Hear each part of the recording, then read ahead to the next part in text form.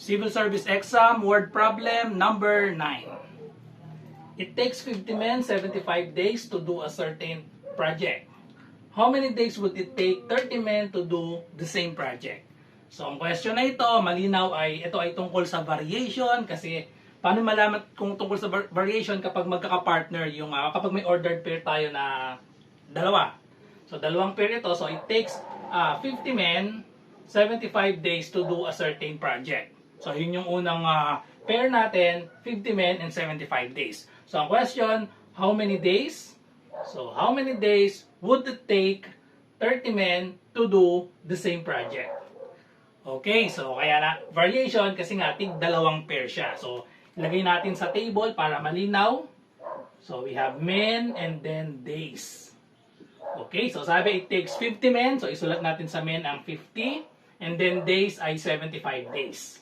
Then, ano yung question natin? How many days? Hinahanap ang days. So, lagyan natin ito ng kahit anong variable na gusto nyo. So, letter N na lang ang ilalagay ko. So, yun yung hinahanap. How many days would it take 30 men to do the same project? So, ngayon, dahil variation siya, analyze natin mabuti kung yan ba ay direct variation or inverse variation. Kasi kapag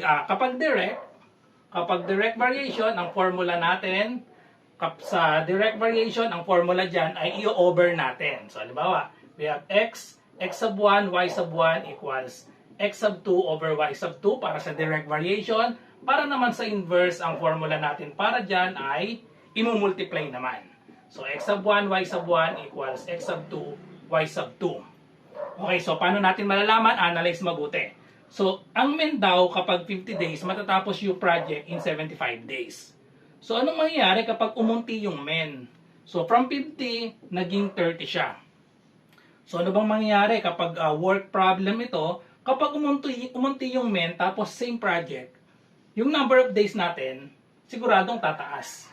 Tsaka tingnan natin yung mga choices. So, ang choices natin, 125, 130, 145, and 150. So, 50 naging 30. So, lahat ng mga choices natin ay yung 75, mas mataas sa 75. So, ibig sabihin yan ay inverse variation. So, ang inverse variation, ang formula natin ay imumultiply natin yung ordered pair natin. So, ang ordered pair, yung men, tsaka yung days. Okay, so therefore, ito ang formula natin, imumultiply natin yung dalawang number, then equate natin. Okay, so therefore, ang magiging sagot natin ay, ang equation natin ay 50 times 75 equals, yung pangalawang ordered pair natin, 30 times n. Then just solve for n. So to solve for n, just divide both sides by 30. So cancel 30, n na lang ang matira sa right side, and then simplify this.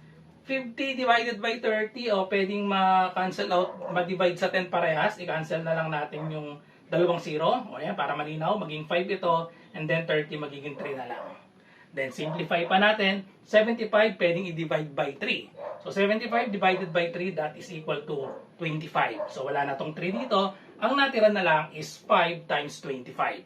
So pwede nang i-mental, 5 times 25, that is equal to 125 days. So therefore, the correct answer is letter A, 125.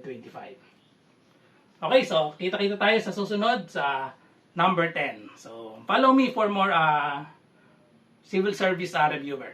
Bye-bye!